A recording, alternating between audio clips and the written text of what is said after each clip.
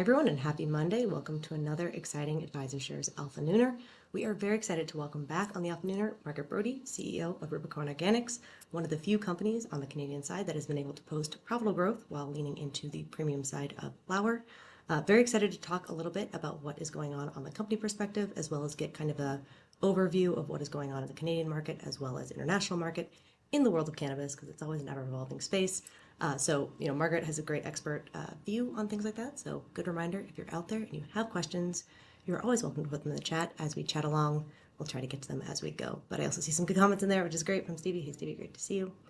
All that said, that was a lot at the beginning, but Margaret, how are you doing? Thanks for joining. How's your Monday so far? Beautiful morning here in Vancouver. Feeling good, had some exercise, excited about the next number of months for us. And thanks for having me on, and thanks for everybody who's joining us. Of course. Well, again, I feel like you're coming off a relatively busy week last week. So I know you're always looking for the next thing and how to move things forward, but would love to spend just a brief bit of time looking at your earnings recently that you guys posted. Seem very strong. Wanted to pull out, a few highlights there just to give people some color in terms of Rubicon and kind of what you guys have been able to achieve. So love to start Absolutely. There. Well, so happy to say that we were up almost 40% year on year, 39.2 to be exact, from Q1 24 to Q1 25. Really incredible. That's off the strength of our brands and our brand platforms and the launches that we've done in the last couple of years. And, vape being the biggest part of that, but, in every category we saw growth across our brands. We delivered adjusted EBITDA up 1.1 million on the same period in the prior year, so positive of 0.7. I think you're going to see, for us, the Q1's always light. It's just been the history of Rubicon. I don't know if it's the premium sector and the lower of spending, dry January, the provinces don't buy in. It's just all the things. This year we bucked that trend. We were down sequentially, but not nearly as much as we've been in the past, and way up on the prior year. Holding our national market share. We're number 2 in flower and pre-rolls. We're the leader in premium across the country in all of our brands. And by this time last year, we were just about to launch our resin vapes. We are now in fourth quarter and first quarter of this year, number 2 in the country in that category, with almost 15% market share, which is pretty crazy. And we're number 5 overall in edibles as an LP, which is also unbelievable. That's just strength of brand. So really, really happy. Our Wildflower brand continues to be the leading topical in the country. We've seen more and more competitors enter that space with more SKUs. So, our market share is now, but the category is up, and we're thrilled. So it's been, we're busy. But it's all you could have hoped for. I feel like, again, a strong quarter. And I think, like you're saying, Q1 tends to be a little bit lighter. And I think that's true across the board. That's true in the US. That's true, I think, relatively globally, but definitely in the US. I know, so I'd imagine that's true generally in Canada. Colder, people are kind of in more. People really start coming out in the spring. You really start to see that kind of, I think, in Q2 normally. But, I think, again, stand out to be able to see those numbers. And again, across a wide variety of categories to see, succeeding across different kind of, types and form factors ultimately. Would love to know in terms of what's, if you to pull out a theme that's working right now, is it sort of the brand element? Is it, the different offerings? Is it pricing? What's sort of, pulling things together as a big picture? Well, we've seen pricing in the wholesale market in Canada go up since the beginning of the fourth quarter last year, and actually before then, but really started to feel it. We were still in price compression until probably July last summer, 24. We've started to see pricing really stabilize since then. And then in the wholesale market, pricing has gone up quite a bit. We've seen in the mainstream category, so if it goes value, mainstream, premium, super premium, we've seen pricing go up in value and mainstream, not so much in premium and super premium. I think they're probably priced appropriately. And I think that is good news for the sector. But for us, we've seen growth across every category. Really, is it pricing? I think it's great quality and consistent product. And we believe we're just at the beginning of that brand promise starting to emerge. People going into store, they're recognizing the brands and they're seeing it. Now that's 7 years into legalization with a very competitive market. So it tells you how long it takes from a national perspective to get those things going. But we see it. We walk in store and you mention the brands and bud tenders respond, and it's exciting. Well, I feel like it's the classic thing where they always say overnight success takes about 10 years. I think it's one of those things. It's always a slow road, a lot of work that gets you there. But again, in the end, I think ultimately worth it. And I know kind of a silly question or highlight, but to do well across a lot of different types of categories, is that something that you're seeing kind of competitors be able to achieve it all? What's sort of how unusual is that? I think the winners are emerging in Canadian cannabis. I think there's a real bifurcation of the group. There's and companies are playing where they can win. I mean, we really play where we can win. We like to call it walk, crawl, win, and it's all about trial with consumer and getting it right. But the companies that have figured out that quality to brand and value promise, it's starting to emerge. And they're getting they're in positive EBITDA. They're moving forward. They're growing their brands. They're building their businesses. And look, I think it's a fascinating time because there's not a lot of capital out there, but there's huge opportunity. So if you're positioned in a strong way, if you've got brand, if you've got quality, if you've got trust, I think you can double down on that right now and grow your business quite considerably. We really see this as the moment that brands are being built in Canada. Yeah, that's fantastic. Again, being able to do that. And it seems like some appreciation of certain products, which is great. I'm seeing in the comments. Haven't seen a strain stick to my subconscious since Fruit Loops. Fruit So, Loops. again, I love the Fruit Loops. I have to say, one of the things that's exciting too is the new drops that we've been having. And we've talked a lot as a business about the future of cannabis being really around genetics and that being fashion, and that some of the consumers are there, but a lot of the industry isn't there in terms of the investment and the recognition. And it's such a huge part of consumer choice and excitement. And it's the Fruit Loops is a fantastic strain. We've got a few others that have come out recently that I'm thrilled to have on the docket. It's an exciting time, I think, in general. I'm seeing a quick question from Stevie. Are you able to provide delivery services for your customers in Canada? Great question. Look, we if you're in the medical channel, you can, and through retail stores, you can.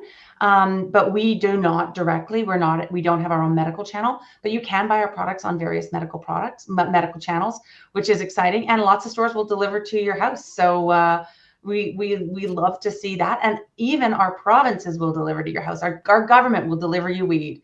And I think you got to remember the government is delivering you weed. How cool is that? That is so cool. That is definitely a difference in Canada versus here. But again, hopefully we'll see if we get there at some point, but that is pretty standout. All right, well then I also just wanted to check in on just sort of what you guys are currently actively working on, just because I feel like you're always busy, always trying to tackle that new thing. I know last time we talked about the new sort of acquisition of the Hope facility, which seemed super interesting. Can you kind of give people a quick reminder before giving us an update kind of there? And very excited about Hope. We have a lot of dad jokes, hope for hope, all the rest of that. But we're buying a facility. The conditions are off. So now it's just paperwork for closing, which is exciting. Expected to close very soon coming up here, certainly well before the end of this quarter. It's going to add about 4,500 kilos of premium supply production capacity for us.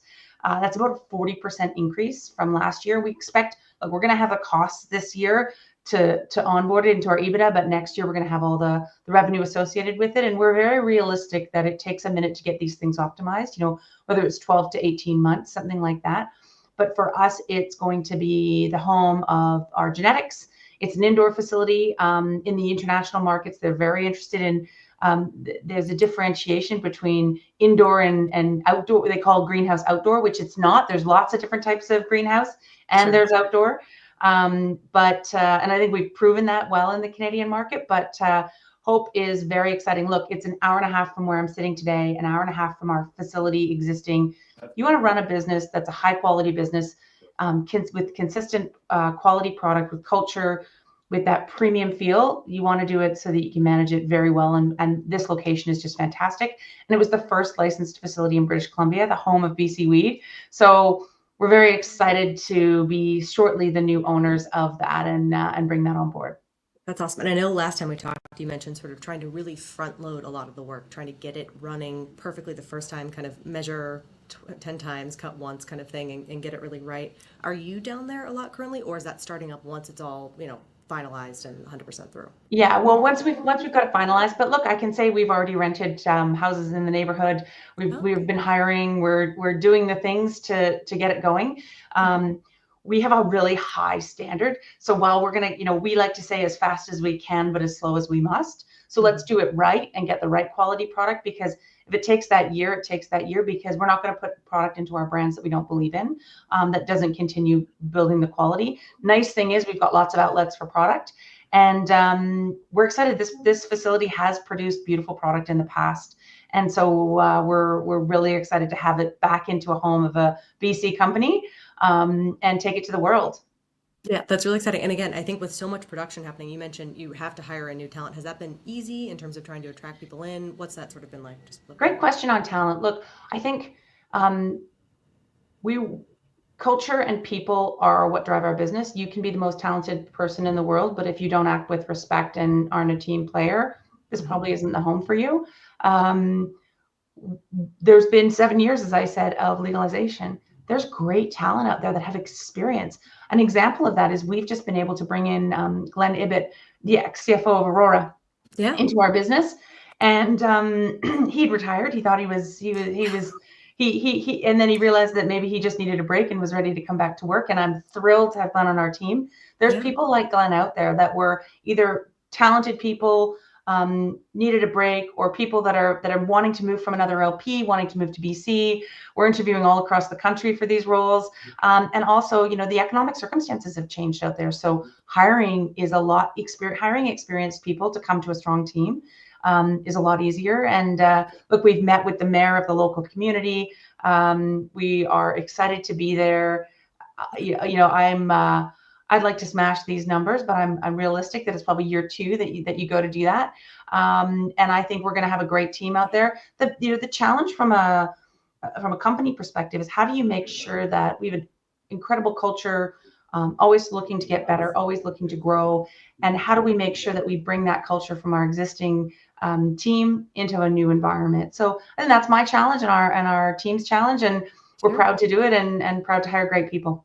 Yeah, that's great. Well, so you mentioned Glenn. Would love to just dive into that just a little bit further. Just, how did that happen? Because you did kind of, I guess, pull them out of retirement in some way. It feels very Italian mafia. You thought you're out and then they pull you back in. That's a positive thing. How did those conversations start?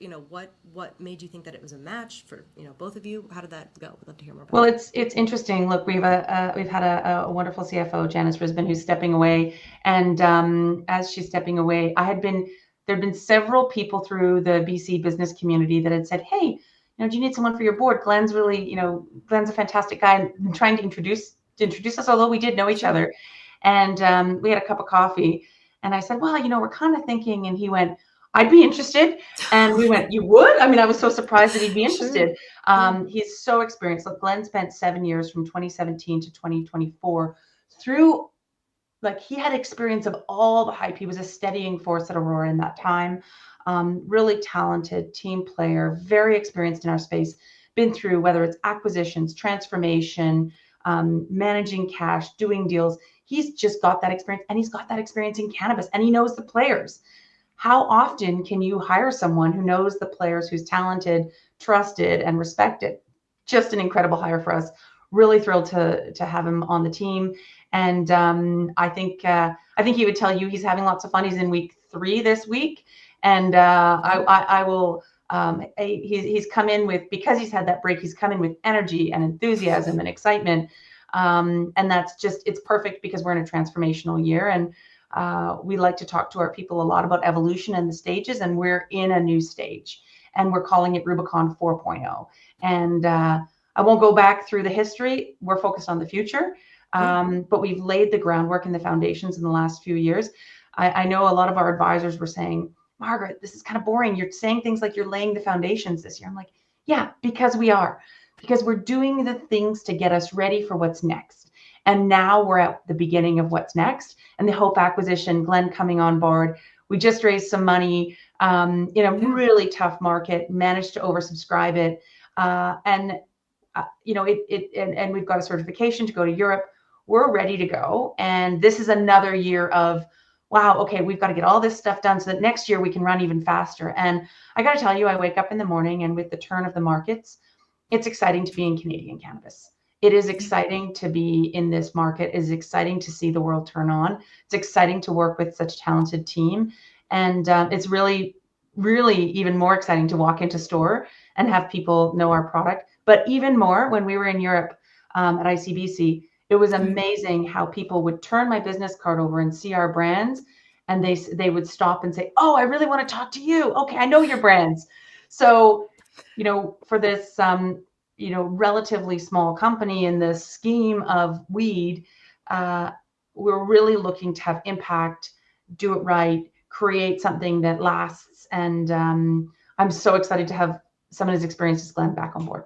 That's fantastic. I cannot believe somebody called that boring. I feel like having a plan and executing it well, and on top of that, I think, again, raising money, visiting a bunch of interesting places, and being able to kind of spread out into Europe, I think that's all very interesting, and that's shocking to me. But yeah, I think there are a lot more reasons to be excited about it than there are to be bored by it, in my opinion. Would love to hear, actually, you mentioned ICBC. Would love to just hear more about kind of what that was like. Being in Berlin, was it your first time there? Not my first time in Berlin, but my first time at ICBC. Okay. I won't regale you with stories of my 20s in Berlin, Oh gosh. and staying in a youth hostel in East Berlin Sure. in '99. But Nice. I'll just park that, and my daughters might see this someday. That's But true. Yeah, well, but look, the fascinating thing for us, we like to evaluate, make sure we're making the right strategic decision for our business. And what we saw in Europe was an incredible market forming, incredible people, sophisticated, understanding the patient. This is a patient story, um, and and and that the amount of volume that's being moved. Now, what I would say is it's still very early days. And what people are talking about is the way that people talked in 2017, 2018 here in Canada, which was about volume and how much you're going to sell and the volumes around it versus the quality that you're selling. The tiers are a little broader and wider, and thinking about the genetic and the experience and all of that. There's a ton of education that needs to happen in Europe, in particular for the patient and for the doctor and the pharmacist. I think Canada's got a role to play because I think people will go online, but we're also limited in what we can say. So I think there's lots of time for Europe. I think there's there's people that are going to race there and build the channels, and I applaud them for going and racing there and building the channels. I think that's going to create opportunities for companies like ours in future. And there's no brand doesn't exist there. Brand is just emerging in Canada now. In some states it's starting to emerge. And Canada's probably at national brands. There's probably some state brands in the US, and then in Europe, I would say it's a zero. So now that's my impression. Others may have a different perspective, and I'm not a deep expert. I would say also, look, each of the markets is turning on. So Germany's obviously the largest market, 80 million people. Poland is a significant market today. Switzerland's turning on.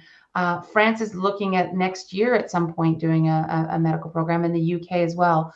But some of our team members, and I didn't unfortunately get to go to the part of the trip in the UK, went, and they said most people don't realize that medical cannabis is legal there. So far to go, but there are incredible channels in these markets where there is pockets of unbelievable education, incredible premium consumers. So it's just, there's a wide spectrum, and the majority of people are sitting in the, I have no idea, what do I even consume, how do I consume, etc. Yeah, So no, a that long makes way sense. to go. So unspoiled market a little bit in some ways, and again, opportunities to bring in brands. I feel like having witnessed and gone through that sort of coming online process in Canada and being able to kind of observe that, is there any way that you're approaching these kind of new markets with having been established already in Canada, that might have been different from just growing in Canada to start as you were kind of navigating through that developing market on the Canadian side I when think everything was developing? it's very different because it's Okay. patient-centric versus adult use-centric. Right. And Mhm. we're also seeing Colombia, Malta, Portugal, South Africa, Australia, Thailand turning on for cultivation and production. I would say very proudly today in those markets, the experience that Canada has as a quality operator and quality production. And that's because we've been doing this for a long time. Right? The medical market's been going for a long time, and the adult use market, and we've had a very competitive market to survive with moments of oversupply. I think there's going to be a lot of supply at the lower end of the market, from outdoor fields in Colombia, where they can put up an individual hoop house for $200,000 and grow year round. Very different than an outdoor grow field in Canada, which may get 2 sessions, but most likely 1. So there's a different cost base, but there's also a different quality from the product that we provide than the product that's coming out of a hoop house in Colombia with the moisture, etc. And there's going to be a place in the market for all of it.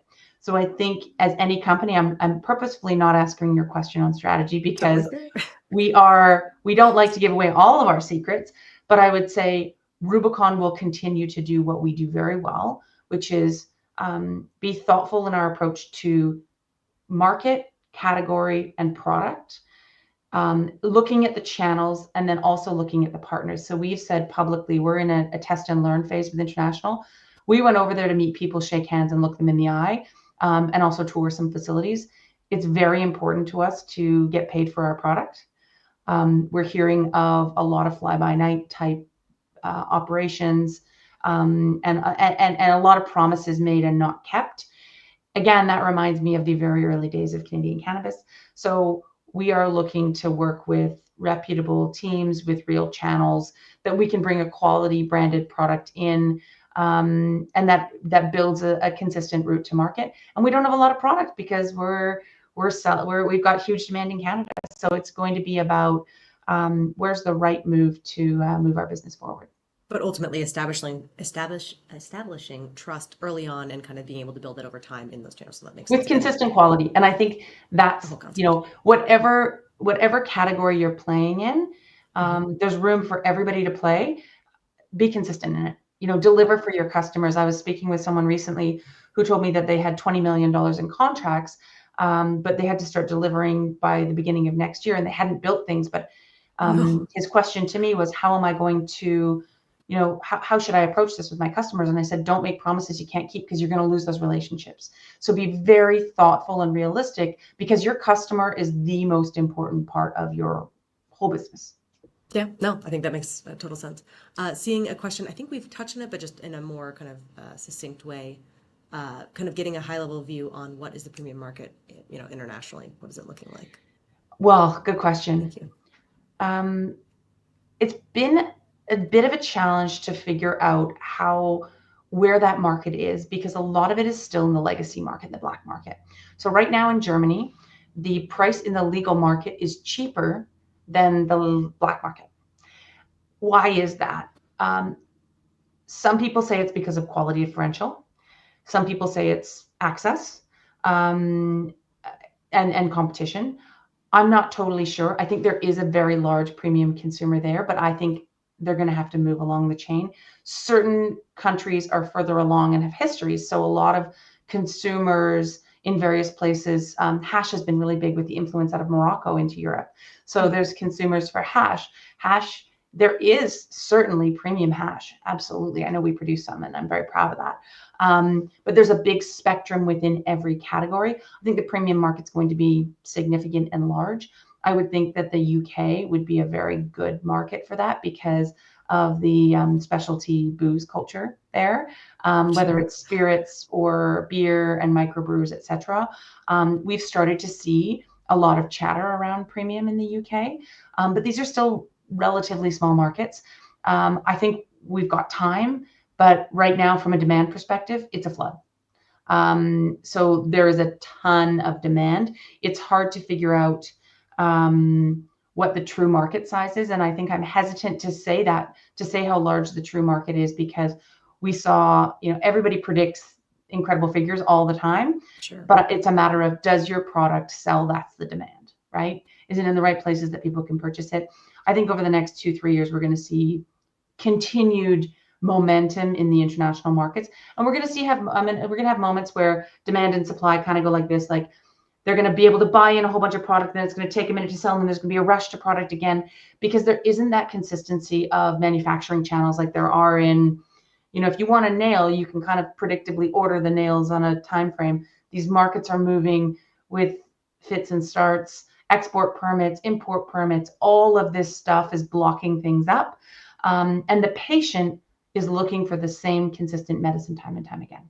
So the supply chain is a bit of a mess right now, I would say. And I think some of the larger value companies are going to be in Canada are going to be able to take advantage of just producing one SKU consistently in large volumes and be able to have that go. I would predict that in 5 years, those SKUs are not what the consumer has. I think the consumer and the patient will move along in terms of what they're looking for. But today that works. We're going to see global competition. So get ready for it. So be really good at what you do. That sounds good. You got to lock it. I do imagine it's also difficult a little bit to kind of lump all of the international demand or all the different countries into one group and kind of find trends there, just because each country, like you're saying, is so different, it's such a different spot as they're kind of coming online. So I imagine it's difficult to kind of lump it together, but yeah, and what we're also seeing a lack of capital, right? So there hasn't been new facilities built. So we may end up with a whole bunch of cheap value weed, which does impact the market, and a lot of it will get crushed into extracts. But there's not new facilities coming on board for premium weed. So we're just not seeing that. And so where is all of that demand going to get filled? Well, today, I would suggest it's all going to get filled in Canada. I was going to say, is there any point that you think capital's waiting to kind of return to the sector at all? Anything that's sort of holding it up, or is it just sort of the current environment more broadly? Well, the cheeky answer is I don't mind a little bit more time. That's fair.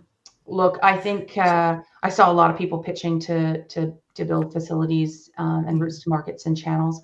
I think there's going to be competition for quality product, massive competition over the next 3 to 5 years, massive. Because there's going to be a lot of value and mainstream weed. There's not going to be enough premium weed. There's just not enough facilities. They haven't been built around the world, and there's not know-how. We hear about people in various parts of Europe with facilities that can't get staff because there's not know-how, there's not knowledge. The facilities they're just not, they've been built, but they're just not able to get the people to grow them. There's not the culture, and you need a volume. And you were asking me earlier about hiring for hope. We can hire in Canada today because there is people that have been working in this sector, Glenn being a great example of being able to bring in talent that's local that can come and help you build your business. That doesn't really exist. It's at the early phases, and Europe hasn't been growing for years and years and years. So a lot of the growth from other parts of the world hasn't been in the premium category at all. It's been in the, mainstream and value category. I would probably argue value category too. So there's certainly exceptions to that around the world. But again, good to have a head start on it and good to have a focus in it ultimately. So you're able to really strongly compete. That makes sense. Sounds like still more demand for premium cannabis in Canada. That's a great question. JF, there is not enough premium weed in Canada. And we're also seeing so many of those products going international. So the brands are coming off shelf. What we're hearing from retailers and from the provinces is their frustration. And consumers are like, well, I used to get this, but it's gone now. So what can I rely on for a consistent and steady source? It's one of our strategies. Stay in Canada while everybody's running that way. Stay here and build brand. Because what we then find is you go to Europe and you don't just have a hockey bag of weed, which is classic Canadian old school way of talking about weed. You've actually got a brand and a channel and a desired and known product that someone can go online in Germany and look at the Reddit forum in Canada and say, wow, I want to try that. Then they can go and find the brand, attach it, and purchase the product. And that's how we're looking to build a business. And look, I'm bullish and I'm excited. Yeah, that's good. So looking for ultimately Rubicon and not looking for weed. Ultimately, it's sort of a separate brand element. Correct. That makes sense. All right. Well, then I know we're roughly about halfway through the year, coming up on halfway through the year. Would love to just do a temp check in terms of what you're seeing the rest of 2025, or sort of, where the focus is as we're moving through the year, ultimately kind of in a more fully encapsulating sense. Because I know we've talked about a lot. Sorry, and for Rubicon or for the industry as a whole? For Rubicon, and then maybe we'll touch on just some upcoming things, I think, on the Canadian side. So just Rubicon as a whole. Well, look, we've gone out. You look at our business. We've been busy. We've been Yes. executing on getting the transactions done. Now our job is to go and deliver. And so we've seen time and time again promises made by companies in Canadian cannabis and international cannabis. We're focused on, we're executors and operators. So what you're going to see is us with noses in and fingers in the business and making sure that we're delivering on what we said we were going to do, get Hope up and running. We've got a new and exciting all-in-one launch coming up, which is a new extension of vape. So we do a 510 cart for vape. We're going into an all-in-one. Very excited about that. We're waiting to hear back from Quebec, which we should hear this summer. They're launching vape for the first time. Very hopeful. Don't know what our chances are. We're not a Quebec located business, but we're very proud. And our vape won Vape of the Year last year. And we also won Best New Product last year at the Kind Awards with it. So, fingers crossed that we were a great producer for them, but we'll see. So lots to come. And always looking at building out our portfolio, building our relationships with customers, being an amazing customer to our suppliers. So have them continue to want to work with us and drive forward in that way and drive more profitability. Look, we've said in our financial outlook that we are going to grow on a like-for-like basis, grow our revenue, grow our adjusted EBITDA. Now, we say like-for-like because we're going to have some costs for Hope and for transformation. We need more people to grow our business. That's exciting because 2026, 2027, there's more and more to come. So take everything as it is, execute, and do it well. When you're going to do something, do it well. I think that's fantastic. Again, from a business perspective and also a consumer perspective, I think that's super rewarding. From sort of an investor perspective, would love to hear kind of what you're hearing from investors, people who are looking at the space. Is there anything that you would kind of speak to them? Because I know cannabis at large has been a little bit volatile in the past, but it feels like it's kind of turning some kind of corner, especially in the Canadian side of things. If someone's been on the sidelines or kind of looking at cannabis and investing, what's sort of your something you would tell them ultimately? I would say look at the numbers. Okay, and track record of teams. I think the time of hype is long over. The time of despair, broad brushing all companies with the same approach is also, you're missing absolute diamonds. There are a few companies, certainly in Canada. I won't speak to the US experience because that's a different Sure. worldview. We are attracting value investors at this stage who are saying, wait a minute, this is your balance sheet. You guys you're trading below your assets. You're turning over cash. You're turning profitability. You're growing your business consistently. This isn't a cannabis growth story. This is a value investor story. And we're not alone. There's a group of probably less than 10 companies in that position. Look at the balance sheet, look at the track record, and look at the team. And I think that's how these companies, the pack is separating, as I said. The international opportunity is huge. It's going to be a little lumpy for the next few years with fits and starts, and that's just fine. If you've got an underlying business to survive that and a great balance sheet, you're going to be in a great place in this market. And look, I think that we're going to see some strategic investments into the sector in the next 18 months as well, from whether it's big tobacco, alcohol, CPG.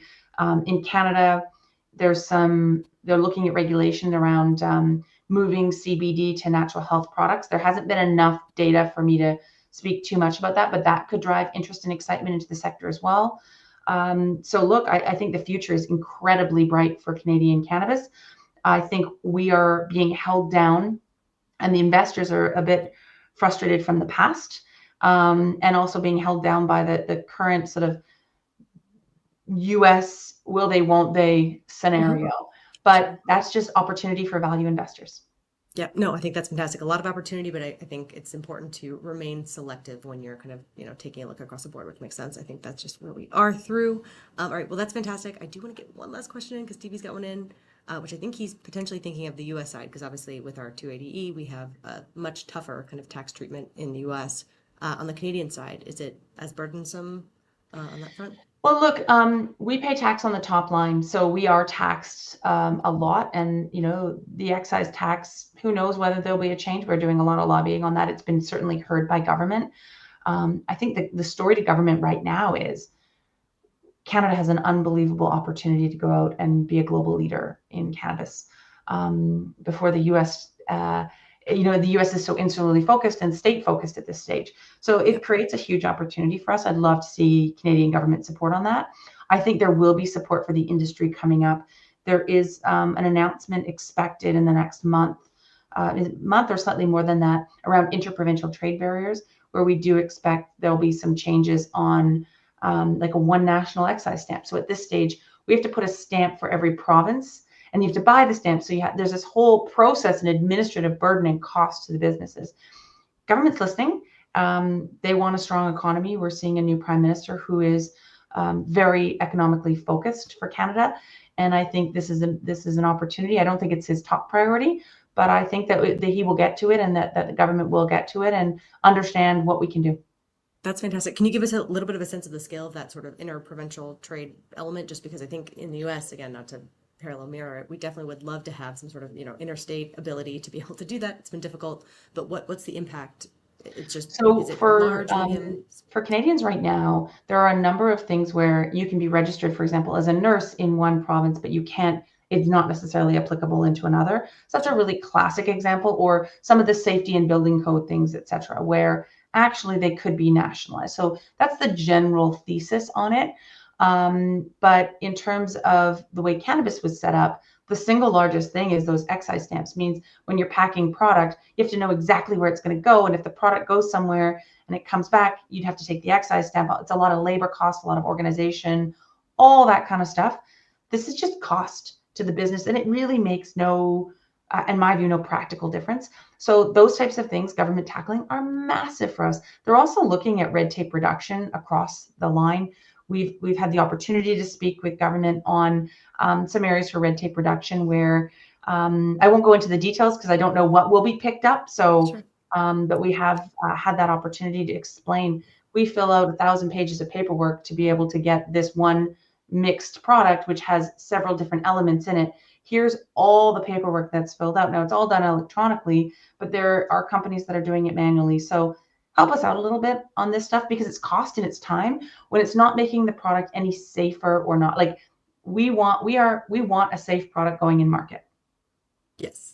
You stole the idea right out of my head, which I was going to say. I think regulation can be important, obviously, when it comes to the safety, the packaging, all those things, testing as well. But yeah, I think sometimes there is more red tape where it is ultimately just a drag in terms of efficiency, ultimately, for the companies and everything else. So hopefully that does get resolved. We'll have to check in later and see how that goes. But Margaret, thanks so much for taking the time. Really appreciate it. It's always so interesting to see what's going on the north side of the border.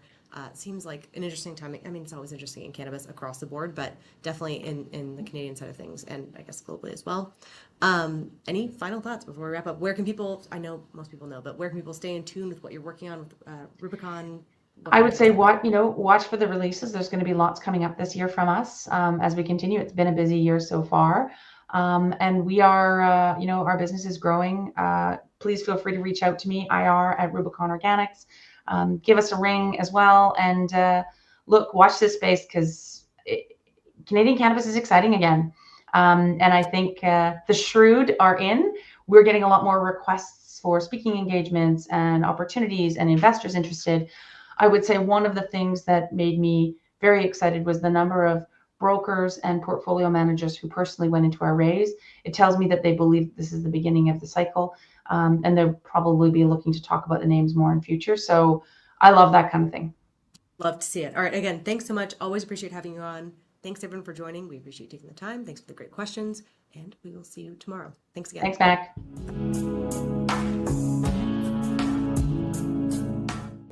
Before investing, carefully consider the investment objectives, risks, charges, and expenses found in the prospectus, available at AdvisorShares.com.